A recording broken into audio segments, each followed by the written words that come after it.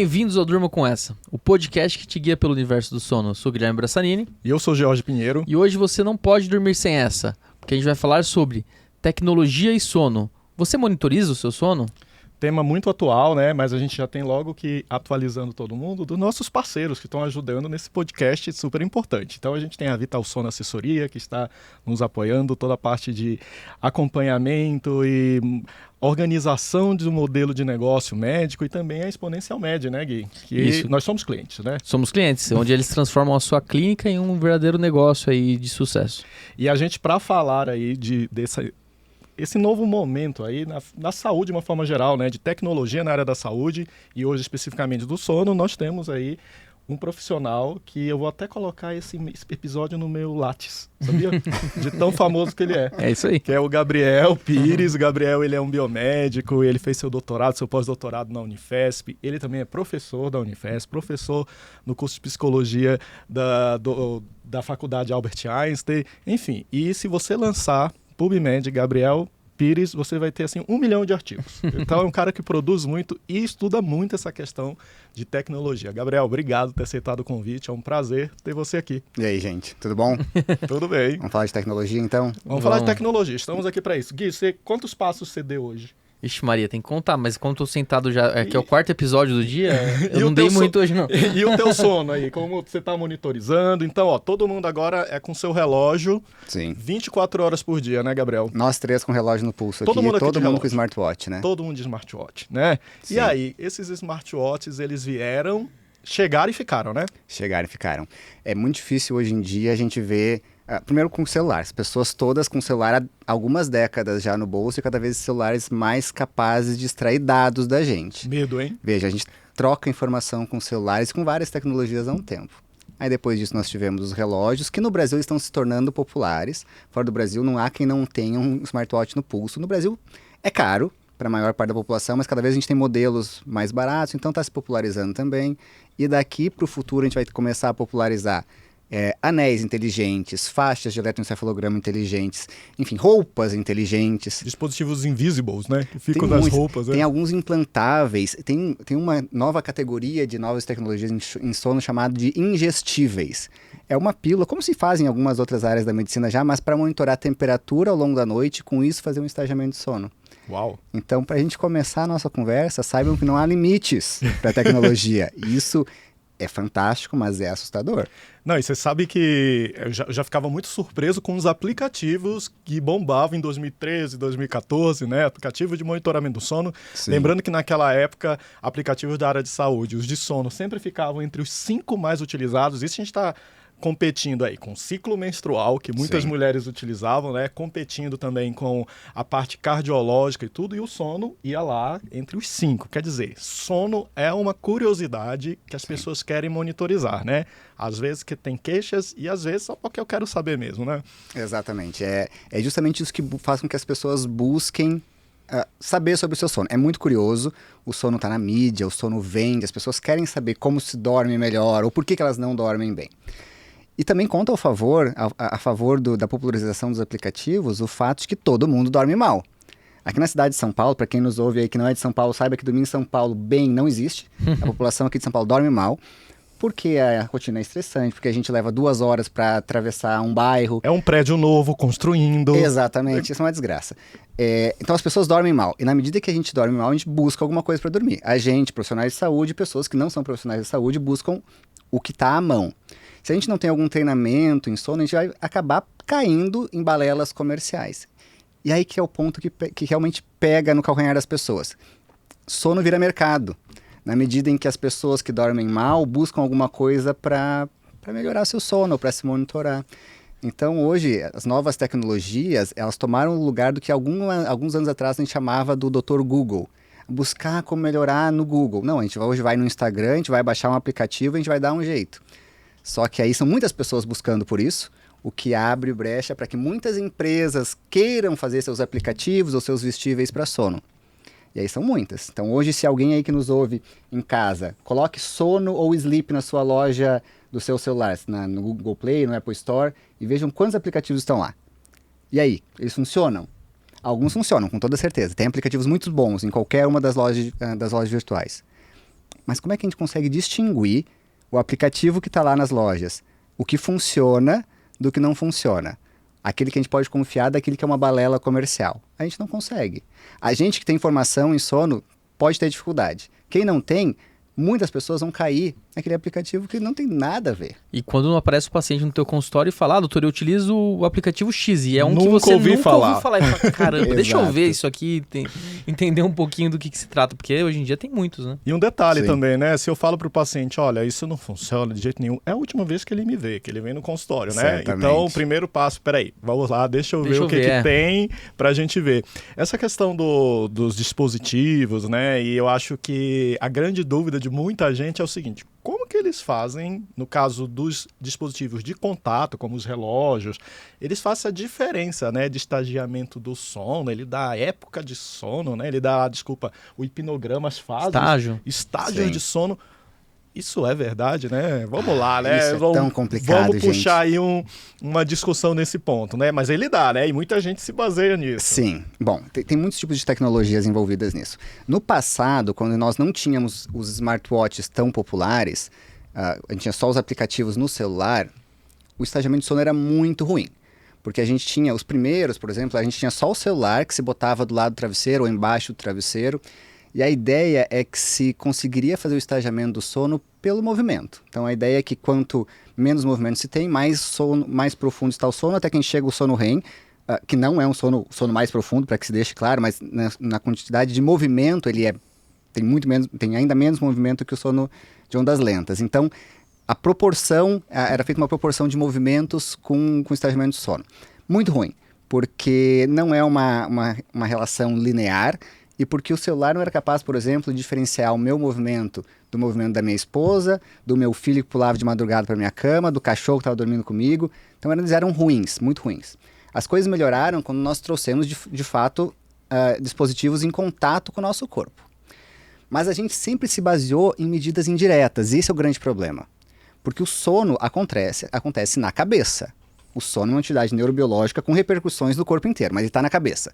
Fazer estagiamento de sono depende de analisar o eletroencefalograma de alguma maneira. Só que quando eu quero fazer um dispositivo vestível, que seja confortável, que seja bacana, eu não posso inventar coisas que as pessoas não usam. Então as pessoas não usam um capacete para medir suas atividades elétricas cerebrais à noite, ou uma faixa, não é a primeira escolha. Então por isso que a gente começou a trabalhar com roupas inteligentes, com relógios e com anéis, porque são coisas que as pessoas usam normalmente. Mas e aí? Como é que eu faço com que o meu relógio seja capaz de monitorar alguma coisa que diretamente só monitoraria estando na cabeça? Então já se tentou fazer com movimento também essas análises. Então assim como o nosso celular tem um acelerômetro, que é o dispositivo que monitora movimento, o nosso reloginho também tem. O relógio pode ter sensor de temperatura, sensor de luminosidade, mas o mais bacana, o mais tem sido usado para fazer estagiamento de sono hoje em dia é a variabilidade da frequência cardíaca, que é medida ainda assim no reloginho de modo bem direto. Mas se tá, então para que quem está nos ouvindo aqui, a variabilidade da frequência cardíaca não é simplesmente medir a frequência cardíaca de uma pessoa em um determinado ponto. Dizer, fulano tem, nesse momento, 60 batimentos por minuto. Mas medir quanto que a frequência cardíaca oscila em um período de tempo. E aí a ideia é o seguinte, quando eu estou acordado, a frequência cardíaca tende a ser alta e razoavelmente estável. Quando eu estou em sono profundo, a frequência cardíaca tende a ser baixa e bem estável. E quando eu estou no sono REM, a frequência cardíaca é uma zona, oscila demais. Então, com esses 3 parâmetros, a gente consegue mais ou menos estagiar o sono. Mais ou menos. Uma estimativa. Bem ruim. É. Porque quando a gente tem as transições entre estágios de sono, essas regras não se aplicam. Então, o que esses aplicativos todos têm uma grande dificuldade, os aplicativos e os dispositivos vestíveis têm, é de estagiar, por exemplo, o estágio N1. Porque o estágio N1 é uma transição entre o sono e a vigília. Então, a gente não sabe muito bem como é o comportamento cardiovascular ou da variabilidade de frequência cardíaca nesse momento. Então, é ali que todos os dispositivos erram. Não por acaso, a maior parte dos dispositivos vestíveis não dá estágio N1 e estágio N2. Para quem nos ouve, a gente tem 5 estágios de sono. Estágio N1, bom, a vigília como estágio, né? Depois N1, N2, N3 e o sono REM. O N1 é um estágio de transição entre a vigília e o sono. mas a gente não consegue distinguir para um relógio N1 e N2. Então, por isso que vocês nunca vão ver um dispositivo vestível que diga N1 e N2. Eles vão juntar N1 e N2 num tal sono superficial, sono Light inicial, sleep, né? light sleep, que é o modo que, por enquanto a tecnologia não evolui, é o modo como a gente tem de esconder a inacurácia do dispositivo. Então, mesmo que eu tenha um dispositivo que funcione para uma pessoa que tem um sono normal, porque uma pessoa que não tem, por exemplo, a apneia do sono, o estágio N1 significa 5% da tua noite. Então, se o meu dispositivo errar 5% da noite, acertar os outros 95%, sucesso, errar 5% está super ok. Mas e aí a gente pega pessoas em que a frequência de estágio N1 é maior do que 5%, ou que a quantidade de entradas em N1, de transições para o estágio N1 é maior. Por acaso uma pessoa, por exemplo, uma pessoa com apneia do sono. Nessas pessoas o reloginho começa a errar. Então olha o tamanho da desgraça. Ele funciona para quem não precisa e ele erra para quem precisa. Aí a gente tem um baita desafio, né? Porque o que acontece? Eu sempre me pergunto quem é que utiliza isso. Quem que utiliza de forma constante? Eu sempre fico perguntando quando o paciente chega e ele fala no meu consultório, olha, eu estou utilizando. Aí eu vou tentando entender esse perfil, né? Se ele realmente... Porque isso tem gerado aí muitas discussões que a gente vai até abordar no decorrer do episódio, mas uma coisa que me chama a atenção é o seguinte, 24 horas de monitoramento. Sim. Isso me pega muito, porque o que eu estou fazendo com essas informações de 24 horas? A gente está falando de sono, né? Mas está avaliando saturação também de forma bem ruim que essa saturação é avaliada, né? Sim. A gente não está demonizando aqui, só está trazendo verdades. Claro. Porque é amostral, né? Porque é amostral, né? E não sempre, não é como um oxímetro que a gente utiliza na polissonografia, por exemplo, né? Sim. Então, assim... O que a gente faz com essas 24 horas de uso e para onde que estão indo essas informações, né? Pois é, a última pergunta aqui é desafiadora. Para onde está indo isso? Uma das maiores queixas do uso de aplicativos direcionado ao público geral para sono, em comparação com os dispositivos médicos validados e testados, é justamente na segurança de dados. Segurança de dados, clareza dos cálculos que são feitos, ninguém sabe para onde que isso vai. E existe aquela máxima assim de novas tecnologias, que é quando algum produto é de graça, é que o produto, na verdade, somos nós. Boa. Então, eu nunca tinha raciocinado por esse lado, né? Então saiba que se um aplicativo é de graça, os teus dados estão sendo transmitidos aí de todas as maneiras possíveis e imagináveis. Então, a gente tem que ter um certo cuidado. Mas mesmo que a gente tivesse uma segurança de dados perfeita, garantindo que os dados que eu cedo para o aplicativo não saem do aplicativo, e a gente nunca vai receber golpes, chamadas estranhas no nosso celular e coisas desse ponto. São muitos dados. Dados demais que empoderam, fazem com que as empresas cresçam com base nas informações que a gente cede gratuitamente. E a gente se pergunta, a gente precisa tanto disso? Será que as pessoas que estão monitorando o seu sono diariamente realmente precisam desse tal monitoramento? Você sabe que eu sou meio paranoico com isso, né? Eu fico pensando o seguinte, bom, será se o Gui, por exemplo, ele faz 3.000 passos no dia e eu faço, sei lá, 15.000 passos ao dia, né? Se essa informação chega lá pro convênio médico, sei lá, a situação hipotética, né? Diz assim, pô, Gui, você tem risco cardiovascular maior porque você nem anda. Você anda pouco, Exato. Entendeu? Então, olha... Futuramente esse convênio aí, vou ter que vou ter que aumentar subir o preço. tuas mensalidades. Assim, o paranoico aqui fica com medo disso Sim. tudo, né? Não, e essa paranoia está cada vez mais perto da realidade, porque pensa assim, o relógio da Apple, ele já é com uma certa acurácia que a gente pode considerar, ele é capaz de medir pressão arterial, frequência cardíaca, detectar arritmias, e cada vez arritmias mais complexas. No começo, o gráfico do eletrocardiograma era completamente fake nos relógios. Ele media pulsação e botava uma onda no lugar onde se detectava o pulso. Então não tinha eletrocardiograma ali. Agora se consegue fazer de uma maneira um pouco indireta alguma coisa muito parecida com um eletrocardiograma real. E se por acaso o meu relógio detecta que eu tenho, sei lá, se eu tive alguns episódios, algumas extrasístoles em nível perigoso, eu tive fibrilação atrial, tive sei lá o que, minha pressão é acima de tanto por cento do meu dia. E se isso para em alguém que vai determinar o custo que eu pago no meu seguro de saúde? Ou, enfim, esses dados estão aí, eles estão em algum lugar. E Vamos se mudar passarem o nome do modular, episódio? né? Vamos mudar o nome do episódio? Botar Black Mirror da medicina do sono. sono. Black Mirror do sono, né? Não, mas é curioso, porque parece Black Mirror, Mas veja só, nós três aqui trabalhamos com alguma tecnologia em sono. Cada um de nós tem os seus pezinhos nas tecnologias. O que a gente tem, na verdade, é que estimular a capacidade das pessoas de discernimento e responsabilidade no uso de tecnologia. Responsabilidade em quem desenvolve a tecnologia. Então, as empresas têm que ser responsáveis. Não dá para sair lançando no mercado coisas que não funcionam, que não foram devidamente validadas para acurácia e para efetividade. Então, acurácia, ser capaz de medir sono como uma polissonografia. Efetividade, ser capaz de tratar distúrbios de sono como a terapia padrão ouro. Então, responsabilidade de quem desenvolve e discernimento de quem usa. Então, é Black Mirror hoje, daqui a pouco vai ser verdade, cara.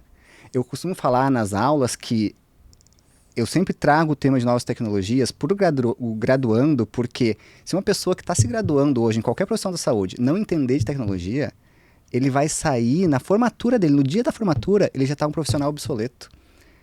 E o risco de passar por situações éticas e também de outras condições, porque a tecnologia está sendo utilizada e se você baseia suas informações numa tecnologia errada, você pode falhar como profissional, né? Sim. E uma ressalva que fez todo sentido para mim é que boa parte dessas tecnologias elas são categorizadas em órgãos reguladores como o FDA como entretenimento. E aí, Sim. Isso muda completamente a obrigatoriedade dessa empresa de construir qualquer estudo de validação. Então, assim, quando você vê uma tecnologia dessa que passou por um estudo de validação, primeiro, eles já entenderam que isso é super bacana, que é lucrativo, então agora nós vamos buscar a ciência. Mas já utilizou, como você disse, a gente foi o preço, né, dessa tecnologia, já utilizou. Sim. E tudo mais. E a gente tem hoje dispositivos que passaram e com testes rigorosos e está tudo certo. Mas assim, é a minoria. Exatamente. Esse é o ponto, é a minoria. Essa minoria está nas lojas digitais, mas continua sendo... É caro, inacessível. E mais que isso... Está no bolo. Está no bolo, isso. Exato. Os poucos bem validados, eles estão perdidos num mar de porcaria. Então, isso é muito complicado. E também já tem um outro ponto. Mesmo que eu queira validar o meu aplicativo hoje, o meu dispositivo vestível, no Brasil, o processo de validação ainda não é claro. Principalmente para aplicativos. Por exemplo, se eu tenho um aplicativo que faz terapia para insônia, ele não é um aplicativo que simplesmente está ali para monitorar, ele está fazendo tratamento. Existe uma classificação chamada Software como um Dispositivo Médico. A sigla para isso é SAMD, Software as a Medical Device. O Brasil até um ano atrás, ou um pouquinho mais que isso, não tinha legislação para isso. Então, os aplicativos que foram buscar a validação aqui no Brasil e registro na Anvisa, existem pelo menos 2 aplicativos de TCC no Brasil registrados pela Anvisa. Eles bateram, assim, na Anvisa dizendo, como é que a gente faz? E a Anvisa disse, não sei, nunca teve isso. Vem sempre com um delay, né? Sempre com um atraso. Exato. Aí, porque o fenômeno acontece antes de ter uma lei para isso, né? Foi exatamente isso. Então, quando a gente vê como é que se registra um aplicativo, foi difícil no começo, fora os outros que não pensam se querem ser validados, porque o negócio acaba sendo comercial. Pensa só, nossos reloginhos, tá? Eles são capazes de fazer muito próximo ao que um actígrafo faz. Para quem não sabe, o actígrafo é um dispositivo médico para diagnóstico ou avaliação de sono, que ele tem o formato de um relógio, e ele monitora nosso ritmo circadiano, nosso ciclo de vigília-sono ao longo de vários dias, se for necessário. Ele é muito parecidinho com o relógio, ele usa no pulso e ele vai monitorar quanto a gente movimenta e com base nisso se infere se a pessoa está dormindo ou está acordada. Um actígrafo ele é registrado como um dispositivo médico. Por que a Apple e a Samsung não registram os seus reloginhos como actígrafos? Por que eles não são dispositivos médicos? Por que eu não posso tirar do meu smartwatch um actograma e com base nisso fazer diagnóstico, acompanhar paciente? Por uma questão comercial. Por que a Samsung e a Apple, que já vendem milhares de relógios, sem precisar desse registro, faria esse registro que restringiria o uso?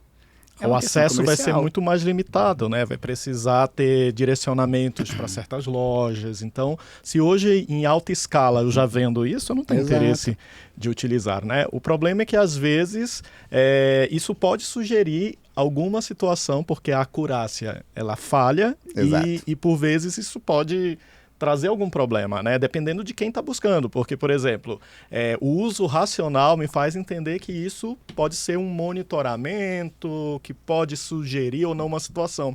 Mas aí eu sou profissional do sono, né? Eu sou profissional da saúde, então eu talvez tenha esse raciocínio, mas alguém que todo dia está monitorando e falando especificamente de sono, né? Nossa, aqui eu tive pouco sono profundo, meu sono está mais superficial, o que que eu tenho? E eu já recebi muitos pacientes que vêm na consulta porque o relógio está mostrando que eles fazem pouco sono profundo. E essa acurácia que não é tão legal, né? Olha só que coisa bacana. Teve um documento da Academia Americana de Medicina do Sono, há uns 2 anos atrás, dizendo que o principal ganho da medicina do sono na última década não foi em diagnóstico, não foi tratamento, não foi acesso ao tratamento, mas foi em conscientização. Finalmente as pessoas estão comprando a ideia de que sono é importante. Mas o lado ruim disso é o excesso de monitoramento, porque na medida que eu sei que o sono é importante, eu me assusto com a possibilidade de não estar dormindo direito, eu vou começar a me monitorar. Na pandemia isso foi uma loucura, todo mundo começou a se monitorar. E aí todo mundo tem alguma coisa. Então, a gente tem um termo, que não é o termo mais científico do mundo, mas que a gente dá para a pessoa que desenvolve problemas relacionados ao sono por excesso de monitoramento, que é a ortossonia. A ortossonia é como se fosse a vigorexia do sono. É aquele cara que desenvolve um comportamento impulsivo, compulsivo, por se monitorar, mesmo sem necessidade, e dali surge o problema. Porque aí se estabelece uma métrica mágica de objetivo de sono que às vezes não é factível e eu fico tão angustiado tentar dormir melhor que quanto mais eu me angustio, pior eu durmo. Quanto pior eu durmo, mais eu monitoro, mais angustiado. Eu vou num ciclo de angústia, monitoramento e piora que não acaba nunca. E virou uma comparação, porque eu não posso comparar o meu sono com o do Gui nem com o seu. Sim. Diariamente isso. Até porque eu não durmo todas as noites igual, porque nós estamos em condições diferentes. Falando exatamente esse tipo de competição, né? Quando começaram a lançar os anéis aí, que a gente tem as marcas, Oura Ring, entre outros, o que fez a primeira empresa, né? Deu para a Kim Kardashian. Claro. Então, assim, só a maior digital influencer do mundo, né? Sim. E também fez uma parceria com a Gucci para que aquilo tivesse um patamar de glamour, né? Sim. Então, deu para Kim Kardashian e deu outro para Gwyneth Paltrow. E as duas começaram a divulgar seus dados de monitoramento nas redes sociais para milhões de pessoas no mundo. Sim. Né? E aí começou exatamente esse processo aí de disputa, sinalizando que o sono pode ser um dado de comparação quando não é. Eu comparo comigo mesmo, Sim, né? não é uma corrida. Não é uma corrida louca, né? Quem Ganha dorme quem tiver melhor. uma eficiência maior. Não. Exato. Então, olha só como puramente é a partir de uma razão comercial que tudo começa, né? Sim. É bacana. Porque no final das contas a gente tem que se perguntar por que fulano, que alguém se monitora? Por que a gente quer monitorar o sono? Cara, se tu não tem uma queixa, não tem que monitorar. A menos que tu, de vez em quando tu vai querer ver o que tá acontecendo e tal, mas na medida em que não há uma queixa, não existe a razão para isso. Porque daí tu vai ver assim, tô dormindo 7 horas, mas tu dorme 7 horas, dorme 6 horas e meia que seja, mas tu não tem queixa, tu passa o dia funcional, tu passa o dia atento, não tem nenhuma doença crônica, poxa, isso pode ser adequado para ti. Mas dormir 6 horas e meia, comparando com a média da população, tu dorme pouco. Aí tu vai entrar nessa pira, nesse comportamento aí, nesse ciclo vicioso de que tá tudo errado, aí sim tu vai desenvolver insônia. Então é isso, a gente não precisa de um monitoramento constante, a menos que haja necessidade, ou a menos que eu seja uma pessoa muito regrada cognitivamente a ponto de não me abalar com dados, né? Eu tenho que ter uma certa consciência. E é raro, hein? Isso é raro, né? É raro. É raro porque a gente se influencia com os dados que eu observo aqui, né? Então, assim, eu passei a monitorar o sono até para entender não o meu sono em si, mas entender o uso desses dispositivos, né? Sim. Porque os pacientes chegam e eu precisava entender. Então, assim, eu acho que como o diário do sono ele tem um papel interessante, a gente pode modular algumas questões, mas, assim, estagiamento é uma coisa que a gente tem que ter muito cuidado com essa observação. Exato. Muito cuidado. Primeiro que ele não dá o estagiamento, ele separa aí, como você bem falou, né? O sono REM, que é uma bagunça, uma desorganização, ele não interpreta isso de uma forma muito clara, né? Sim. Se a gente pegar os dados que os relógios hoje nos indicam, a gente pode confiar com um bom nível de certeza em relação a coisas bem simples do sono, que é o horário que tu dormiu e que tu acordou, quanto tempo de sono tu teve, quanto tempo acordado após o início do sono e a eficiência do sono. Coisas que dependem simplesmente de diferenciar sono e vigília são razoavelmente confiáveis. Mas o estagiamento do sono, como a gente está falando, é realmente mais difícil. Ainda assim, a gente pode confiar, ou a gente pode ter casos em que eles realmente funcionam. Mas eu não sei identificar, ainda hoje não sei identificar qual é o perfil de pessoa para para qual o relógio vai errar. E isso pode ser um problema, né? Mas veja, isso é o que a gente tem hoje. Eu não tenho dúvida de que as coisas vão melhorar com o passar do tempo. Eles estão trabalhando incessantemente nisso, né? Daqui a 2 anos, a gente vai ver esse episódio que vocês estão vendo aqui hoje, vocês vão pensar assim, poxa, aquelas coisas que o pessoal tava falando lá no podcast não faz o menor sentido mais, que coisa velha. Por que eles não apagam, né? Que porque vergonha. agora esse implante intracerebral, monitor de sono que eu coloco aqui, é muito melhor, porque o meu óculos digital que vê minha pupila e não sei o quê... Né? Não, então, esse episódio pode envelhecer muito rápido. Né? Super datado. Exato. Você sabe que eu comecei a estudar um pouco mais, dando aula sobre esse assunto nos eventos, acho que em 2016. Cara, eu não consigo repetir uma aula. Exato. Eu não consigo, porque se eu repetir uma aula, vai ser uma vergonha, porque o que tem de novidade é impressionante. E aí, voltando para alguma questão que as pessoas se baseiam, dizem assim, não, a gente tem que ter tecnologia simples, né? Porque... Cara, imagina polissono, um negócio caro, um negócio que você faz com um monte de equipamento, sabe lá se é o seu sono mesmo habitual de casa, é uma noite. Super concordo que a polissonografia tem um papel, mas infelizmente não é um exame que a gente possa repetir várias vezes E devido... nem tão acessível também, né? Até a a primeira vez. São Paulo até que é, até mas... a primeira vez é difícil de fazer, né? Sim. Então, assim, se eu tivesse alguma forma de monitorizar esse sono, mas aí eu acho que a grande desvirtuação do processo é o seguinte, é que tem que partir de uma queixa, como você pontuou aqui, Sim. né? Que vem o indivíduo e ele diz assim, vou monitorar meu sono, sem queixa nenhuma, né? Sim. Então, é uma monitorização aleatória, em que a gente não sabe nem o que fazer com aquelas informações. Aí geram, né, dúvidas ou ansiedade ou uma série de questões aí por uma coisa sem objetivo. Exatamente. Né? Então, esse é um ponto. Vamos, na medida do possível, com a ressalva das pessoas que conseguem se monitorar sem gerar angústia, focar no sintoma, nas queixas antes. Mas tu mencionou uma coisa, vocês dois mencionaram uma coisa que é interessante agora, que um dos fatores pelos quais as tecnologias prosperaram, a gente já mencionou, que é o fato de que as pessoas entendem seu sono como importante. Mas a outra é justamente as limitações da polissonografia. Se a polissonografia fosse mais barata, mais acessível, mais confortável, talvez as pessoas dependessem menos de buscar por coisas mirabolantes para monitorar seu sono. Então veja só, a polissonografia, quem nunca fez uma polissonografia aí, recomendo, só para conhecer o exame, faça. Vai descobrir coisa, né? Vai. Eu sou um cara que tem apneia leve. Aquela apneia leve, sem sintoma, tranquila. Eu nunca suspeitaria que eu tivesse apneia leve se não fosse porque eu fiz uma polissonografia por acaso, né? Mas enfim, a polissonografia, ela é o principal exame da medicina do sono, mas ela é cara. Ela é inacessível, muitos planos de saúde não cobrem por conta do seu custo. E o SUS é incapaz de oferecer a polissonografia em quantidade suficiente para monitorar o Brasil inteiro com casos em que isso seria relevante. Então vejam só, dados de 2019, que são os últimos anos que eu tenho esses dados. Em 2019 o SUS fez 3.000 polissonografias no Brasil. Para 200 milhões de brasileiros, né? Isso é vergonhoso. Pensa só, o Instituto do Sono aqui em São Paulo faz mais polissonografias por mês do que o Brasil faz no ano inteiro.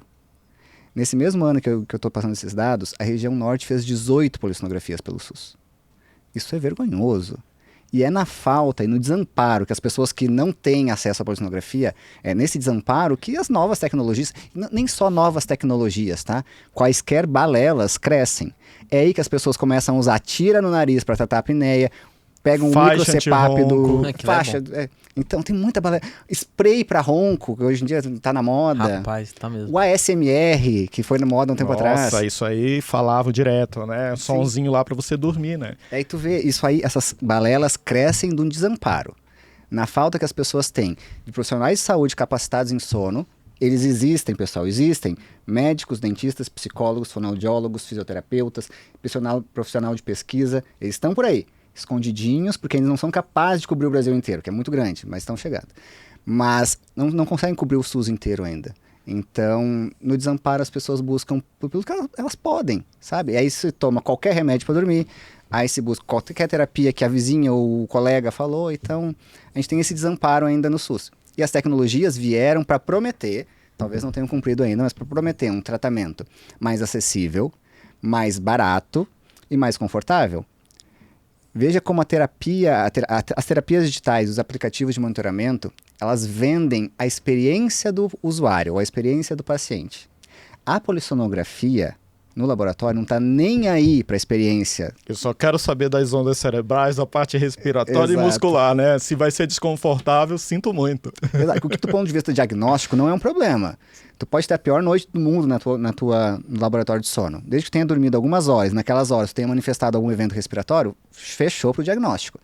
Mas eu, como paciente, devo ser valorizado. As terapias ganham nessa falta de conforto. Tanto que hoje em dia tem muito laboratório, principalmente internacional, focando em versões da polissonografia, que também são desenvolvimentos tecnológicos, mas agora na área médica, versões da polissonografia muito mais confortáveis. Então, eletrodos sem fio, eletrodos que são colados com adesivo, que é pelo menos bonitinho, não é aquela bizarrice que a gente bota com microporo. Pasta, um monte de coisa para lavar o cabelo depois do dia, né? Isso. Por exemplo, tem umas versões novas da polissonografia que recebem o nome de SAS. Significa Self-Applied Somnography. É uma polissonografia auto-aplicável, auto-montável. Eu recebo na minha casa uma maleta que vem com vários equipamentos e um tablet. E ali eu vou preparar minha própria polissonografia em casa. Depende um pouco da capacidade de instrução que o paciente tem, de entender as instruções no tablet e colocar os eletrodos. Mas se isso é possível, eu posso fazer com um polígrafo que parece um tipo 2 resumido, eu consigo fazer um monitoramento por 3 dias seguidos, por exemplo. Sem depender do técnico ir na minha casa ou eu ir para o laboratório. Com algumas limitações, por exemplo, a polissonografia automontável não tem eletrodos na região central e occipital da cabeça. Porque é difícil uma pessoa colocar eletrodos na sua própria cabeça. Eu não tenho tanto esse problema porque eu sou meio careca. Mas vocês dois não conseguiriam colocar com facilidade os eletrodos aqui. O eletrodo do queixo, que na polissonografia a gente faz um eletromiograma para estagiar, principalmente o sono REM, não seria fácil para que eu colocasse no meu queixo. Então isso troca o posicionamento para o pescoço. Então são adaptações que se faz na polissonografia, que diminui um pouco a acurácia, mas dá um ganho de conforto muito grande. Então, assim, as tecnologias, elas buscam essas lacunas que a medicina do sono tradicional tem deixado. De conforto, de acessibilidade e de preço. E eu vejo também que algumas pessoas têm dificuldade de lidar com o fato de essa amostragem que a polissono é, uma noite. Uhum. Né? Então eles dizem, não, eu quero monitorar. Eu tive um caso de um paciente, né, que ele tinha apneia grave e ele já usava um relógio X que mostrava ali de saturações, e isso levou ele até o médico para buscar essa avaliação e realmente fez a polissonografia, teve o diagnóstico e começou a tratar. Começou a tratar com CPAP e apresentou melhoras do quadro clínico, isso é muito importante, e nos relatórios objetivos do CPAP, ele apresentava uma ótima adesão.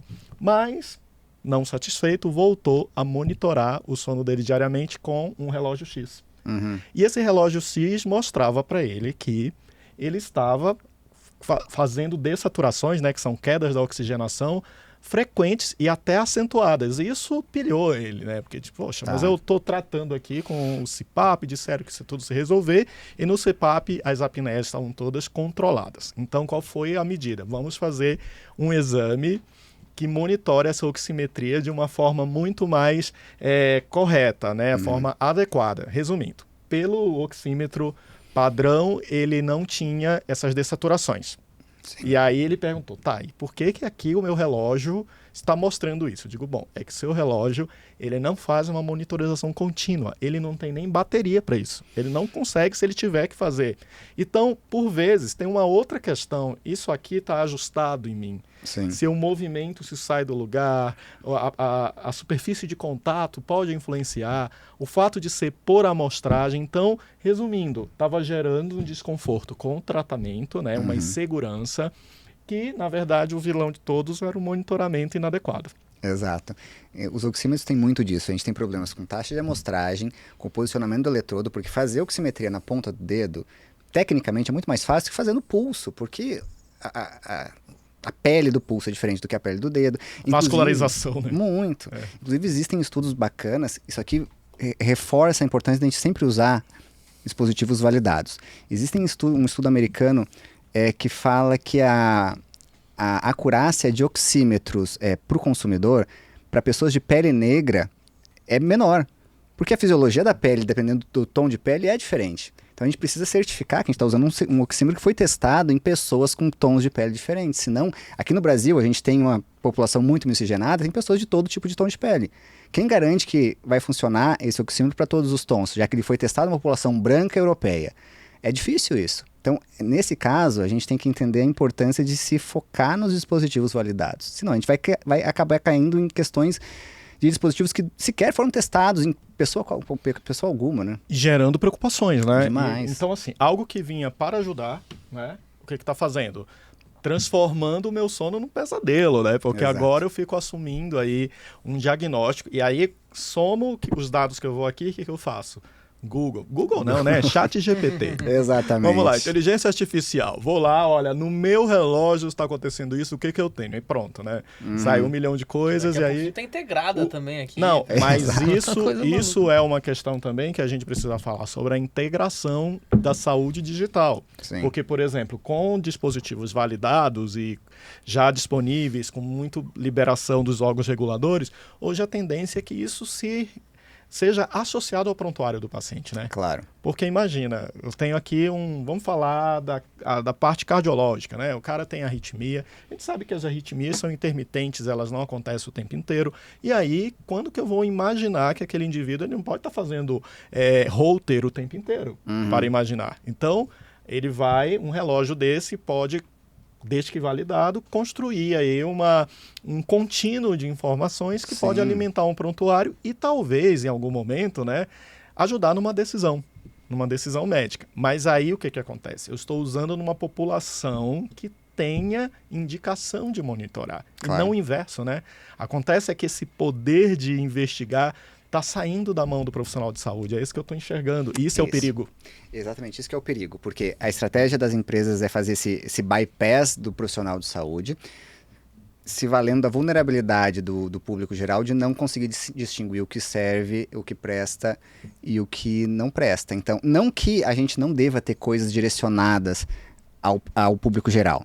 Mas o que é direcionado ao público geral coloca nas costas do desenvolvedor uma responsabilidade social muito grande. E é isso que está sendo negligenciado.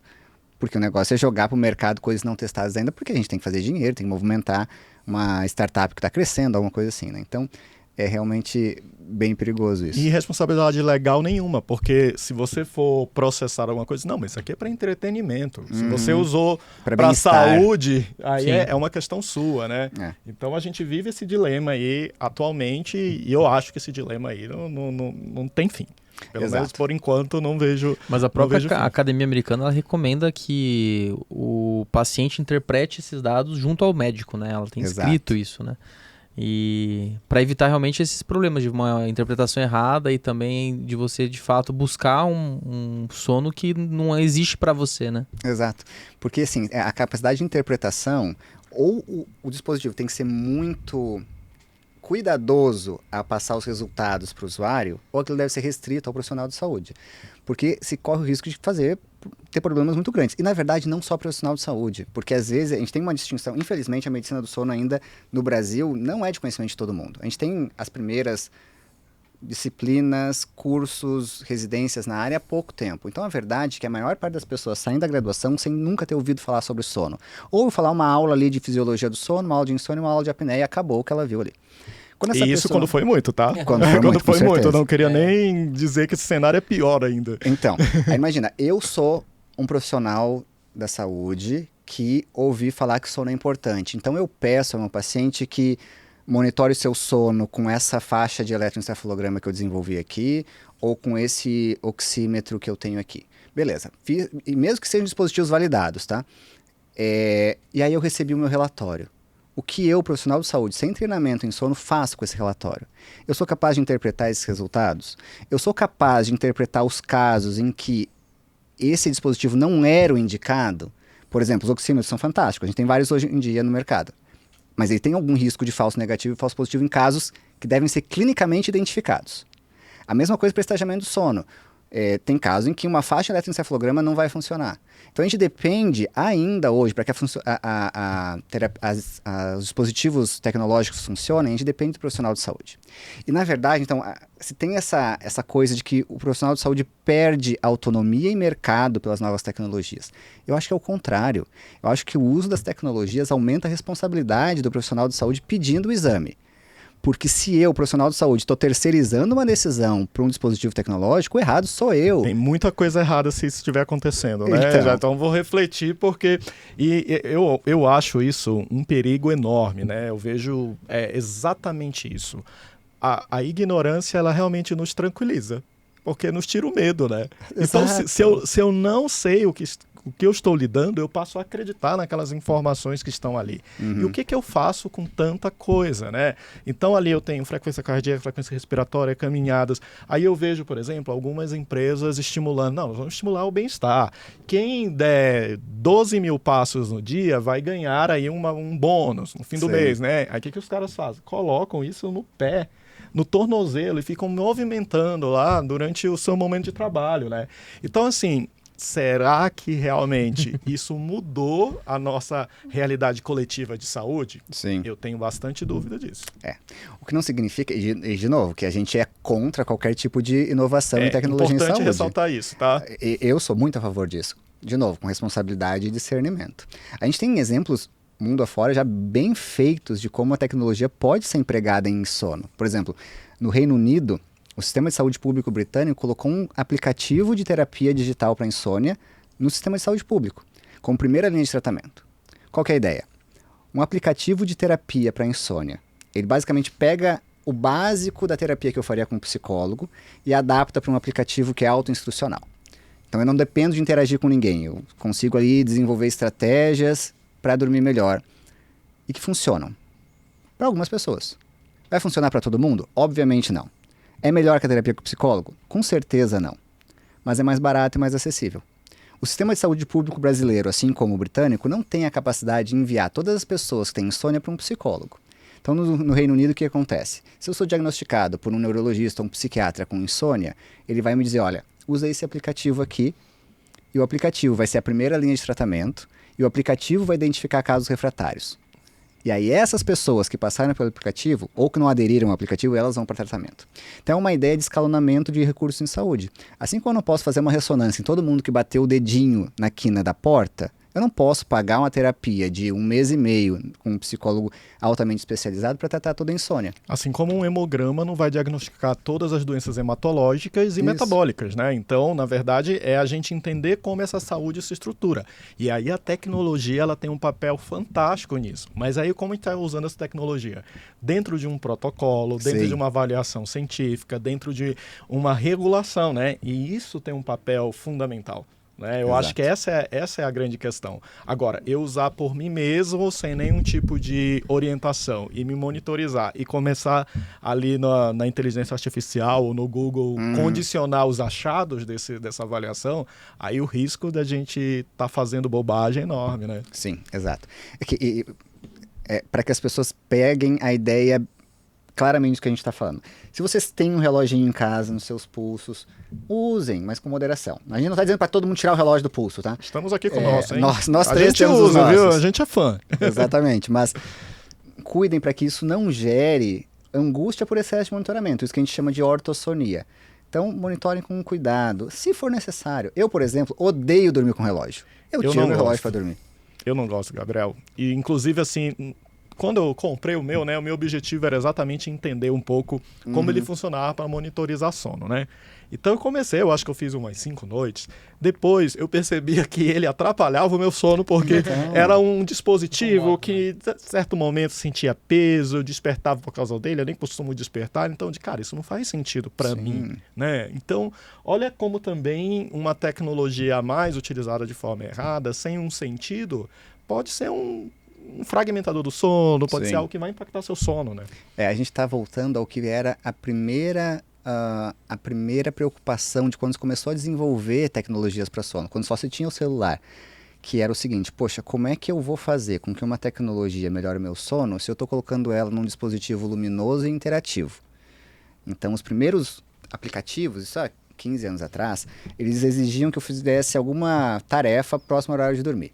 Então eu tinha que pegar meu celular e na cama, ligar a tela, me expor à luz e correr o risco de abrir o Instagram porque chegou uma notificação. E responder um questionário que às vezes vinha nesse aplicativo, né? Exato. Ainda tinha isso. Hoje em dia, os bons aplicativos, eles não exigem que vocês usem o celular na cama. Um aplicativo, ele vai te dar instruções para dormir melhor ou para que tu entenda teu sono durante o dia. Talvez de manhã tu receba uma notificação, mas durante a noite, não. Se um aplicativo te exige o uso do celular durante a noite, o uso da tela, então ele pode até estar coletando dados, mas afastado de ti sem interação. Se eu preciso estar me monitorando, olhando uma tela à noite, esquece, não é assim que funciona. Eu acho que essa discussão sobre as tecnologias, elas estão ultrapassando até as questões médicas e de saúde, né? Porque hoje a gente vê esse monitoramento, né? E a gente vê até, por exemplo, casos que você disse que estava num lugar e alguém acessou por outro lugar vendo que você mentiu. Uhum. Então, tá um monitoramento excessivo e gerando uma tensão social, né? Porque, por exemplo, imagina, você tem um relacionamento, diz que você está num lugar e você estava em outro e o que isso gera. Sim. E fora todos os dados que a gente coloca aqui. Uhum. Então, assim, dados... Hoje você pode usar o dispositivo para você fazer um pagamento, para você fazer uma compra por um wearable qualquer, né? Então, assim... Volto àquela pergunta, Andy. Todos esses dados aqui, e aí? Né? O que a gente está fazendo com isso e o nível de segurança? Não tem regulamentação, Sim. não tem...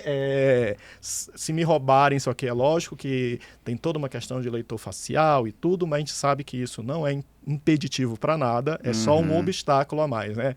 E aí a gente já falou vários pontos negativos da tecnologia, né? E eu trouxe alguns mais, mas tem muitos pontos positivos, a gente já trouxe algumas, né? E o que você nota de mais positivo, assim, que isso traz pra gente, né? Em termos de saúde e tudo mais.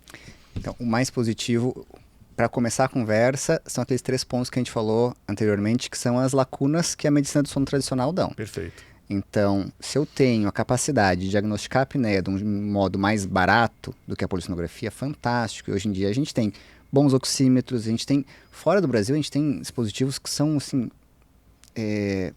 mirabolantes. Existe um dispositivo que é um sensor de movimento que a gente coloca no queixo, chamado, eu vou dar o nome aqui porque esse não tem no Brasil ainda, chama Sunrise. É um sensor de movimento com oxímetro que a gente coloca no queixo e pelo padrão de movimento da mandíbula, ele dá uma métrica muito parecida com o índice de apneia e hipopneia. E ele é descartável, o que seria muito bom para um sistema de saúde público, porque eu recebo em casa, uso e jogo fora.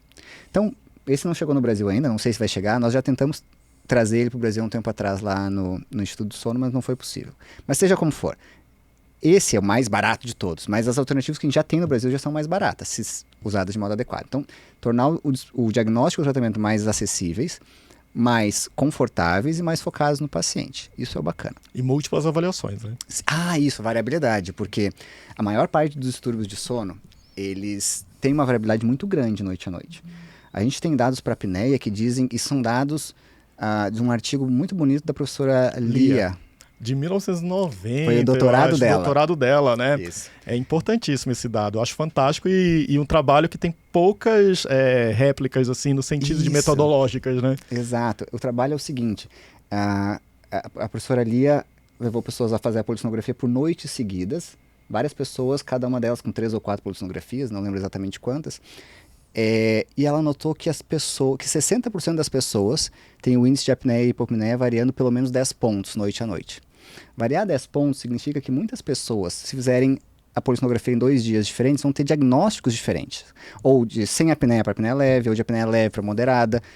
Isso significa, e a mesma pessoa que está há décadas subjugada às consequências, à sobrecarga fisiológica da mesma doença, ela vai ter diagnósticos diferentes e, por conta disso, tratamentos diferentes, simplesmente porque ela está variando o resultado.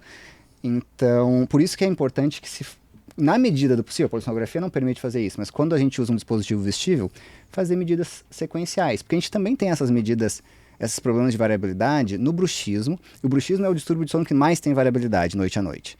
A gente tem na síndrome das pernas, nos movimentos periódicos de pernas, a gente tem no distúrbio comportamental do sono REM, tudo varia, porque...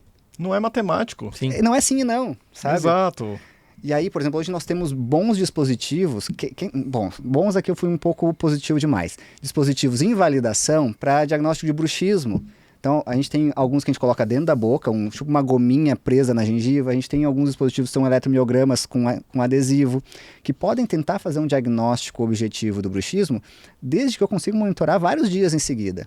Porque para quem já fez alguma coisa relacionada ao bruxismo, sabe que o diagnóstico objetivo do bruxismo é um caos. Se a gente pegar 10 dentistas aqui, a gente vai sair com 10 opiniões diferentes e eles vão estar brigando, inclusive.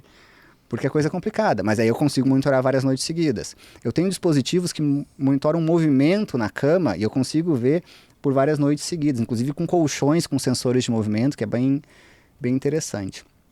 E hoje tem a questão do quarto inteligente, né? Que esses dispositivos, eles, não só o quarto, mas a casa é inteligente. Então você pode desde programar a iluminação, você pode as janelas abrirem das coisas, né? Porque você tem o dispositivo, ele já vai a partir das medidas, né, de frequência cardíaca e atividade muscular, ele começa a criar aquele ambiente favorável para o sono, né? Sim. Embora ainda não é uma realidade aí, tá bem distante. Mas vai chegar. E tem alguns dispositivos que eles cobrem nichos, aí dão um tiro no próprio pé no sentido de que são públicos pequenos, mas cobrem nichos interessantes. Por exemplo, existe um reloginho chamado, não vou lembrar o nome agora, mas é um relógio que detecta pesadelos em crianças.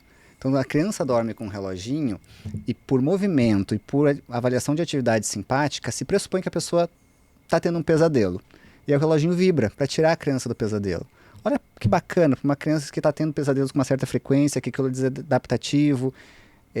Então, é uma coisa bacana. Existem agora alguns dispositivos para apneia também, que são super bonitinhos, que a gente coloca aqui na traqueia e ele diagnostica, ele avalia a apneia por vibração traqueal.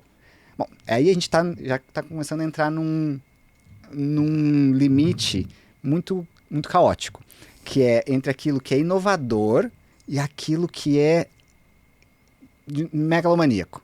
Porque tem uma coisa bacana, tá? No desenvolvimento de novas tecnologias por startups. Sabendo que existem startups muito responsáveis no Brasil e fora.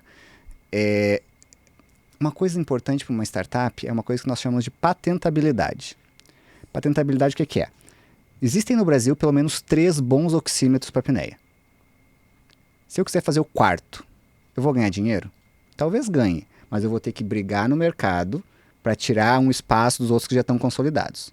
E eu não vou gerar patentes, porque as patentes geralmente já estão depositadas, porque eu não estou fazendo uma tecnologia nova. Então, se eu quero fazer um novo dispositivo para apneia, talvez seja mais rentável que eu escolha um método que ainda não existe, sabendo que ele é menos acurado, mas porque ele vai me gerar patente. E isso explica porque a gente tem uma variabilidade tão grande de monitores para apneia hoje em dia. E de sono também. Por exemplo, para apneia hoje nós temos esses dispositivos de sensores traqueais, por exemplo. A gente tem, para criança, um oxímetro no pé, para monitorar a apneia infantil. Para monitoramento de eletroencefalograma, a gente tem eletrodos intra-auriculares. Funciona. Talvez até funcione, mas o propósito real é fazer uma coisa nova, que seja visto e percebido como novo pelo comprador. Então a gente tem que ter cuidado, que às vezes o dispositivo parece maravilhoso, mas essa maravilha é puramente comercial. Mas deu para entender que o objetivo é o comprador, né? Exato. Exato, o objetivo é o comprador. Ele não é o foco inicial.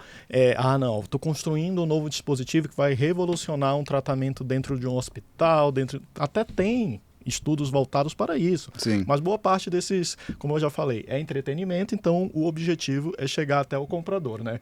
Então, assim, gente, olha a discussão que a gente promoveu hoje aqui, né? Eu não sei se essa discussão tem muito fim, não, né? Não tem. Porque a gente tá nessa jornada ainda caminhando. Antes de a gente ir para a parte final, eu queria até que eu estava conversando com o Gabriel, que ele teve uma aplicação clínica legal, com uma história dentro da família. Fala um pouquinho dessa história, pessoal. Exatamente. Foi curioso. Porque em casa eu tenho uma irmã muito querida chamada Taimê. Eu podia dar o nome dela? Já era, virou... Aí é teu problema com ela. Olha, eu prometo a ela... O Durma com essa se exime de qualquer responsabilidade. Legal. Eu vou abrir ela, que ela é pediatra, trabalha em Porto Alegre. E... assim, a gente sempre tem dificuldade de tratar e de cuidar do sono dos familiares, né? Parece que da porta de casa para dentro reina a hipocrisia, né? Porque todo mundo dorme mal. A gente tenta cuidar do sono dos pais, dos filhos, dos cônjuges e é ruim. Então essa minha irmã, a Taimê, ela sempre teve um sono que era assim assustador. Se deixasse ela dormir 12 horas, ela dormiria.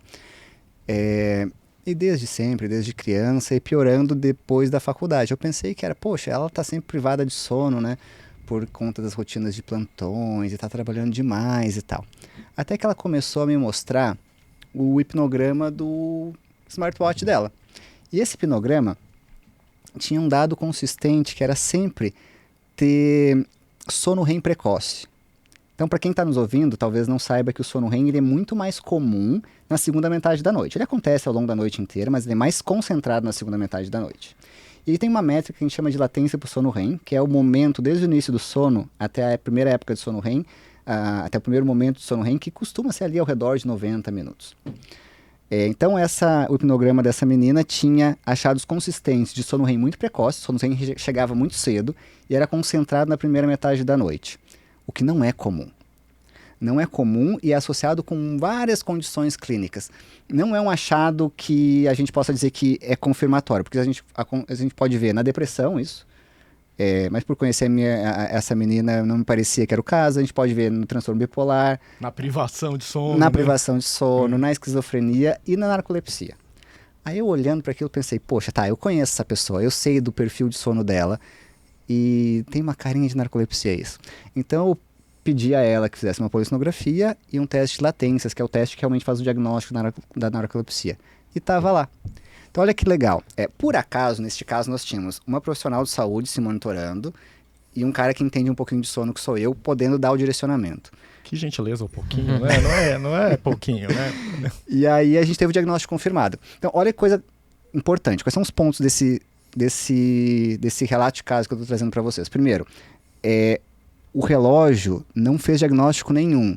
Ele forneceu dados para uma triagem. O diagnóstico só foi dado mediante avaliação formal, nesse caso polissonografia e teste de latências.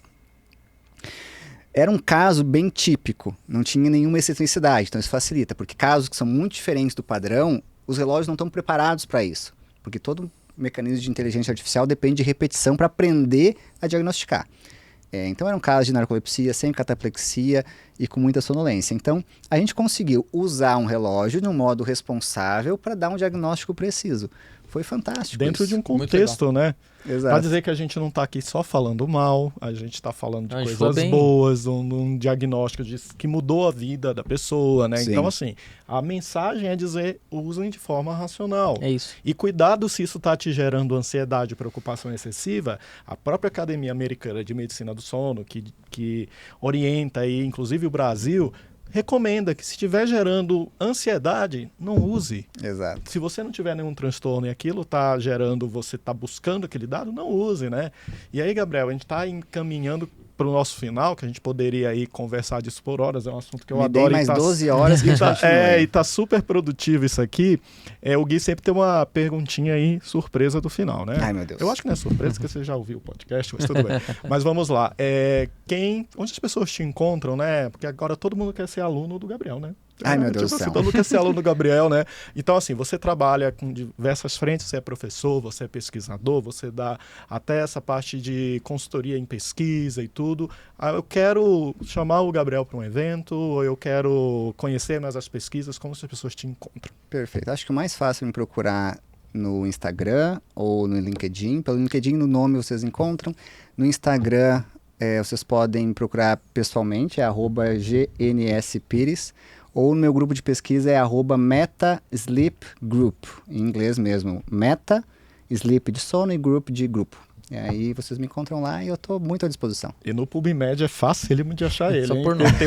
Tem assim, folhas e folhas de artigos e tudo mais. Gabriel, olha, já de antemão eu tenho muita gratidão por você ter vindo aqui, né? Primeiro que a gente admira seu trabalho, a gente tem muito respeito porque você colabora de diversas frentes na área do sono, né? Produz ciência, ensina, também uma pessoa que está ali exatamente fazendo esse papel de monitorar as tecnologias. Então, assim, foi muito bom ter você aqui. A gente fica muito agradecido e honrado com esse episódio. Vai para o meu Lattes, viu? Vai pro meu Lattes. E aí, Gui, vamos para a pergunta clássica. Vamos lá, Gabriel. Se você pudesse passar uma mensagem para quem está ouvindo ou assistindo a gente, que essa pessoa não poderia dormir sem essa, qual mensagem seria essa? Tá. A mensagem é a seguinte: o sono, ele deve ser uma coisa natural. Quando a gente quer forçar demais o sono, monitora demais o sono, presta atenção demais no sono, é que o sono já está virando um problema.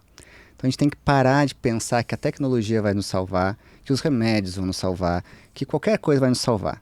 A gente tem que buscar ter um sono natural, que acontece naturalmente, que não é forçado nem induzido. Então eu peço que as pessoas tentem parar de encontrar milagres para o sono. Não existe milagre. Existe entender por que eu não durmo bem, tratar a causa do meu sono de baixa qualidade e permitir que o sono aconteça naturalmente. Eu sempre gosto de dizer que o sono não é matemática, ele é mais uma poesia e é mais sobre sentir do que calcular. Gostei. Né? Que a gente fica calculando, preocupado com isso. Muito né? bonito. Então, a gente quer te agradecer mais uma vez, agradecer nossos parceiros, a Vital Sono e também a Exponencial Med, que está sempre nos apoiando aí. E você que está acompanhando o podcast, compartilha, né, esse dado, essa informação aqui é super importante e atual. A quem você acha que merece ouvir isso, dê o like, siga a gente no Instagram, @DurmaComEssaPodcast, nosso canal no YouTube, também Durma Com Essa Podcast. E a gente se vê num próximo episódio trazendo mais conteúdo importante sobre sono e sobre saúde de uma forma geral. Então, a gente se vê. Até mais. Obrigado.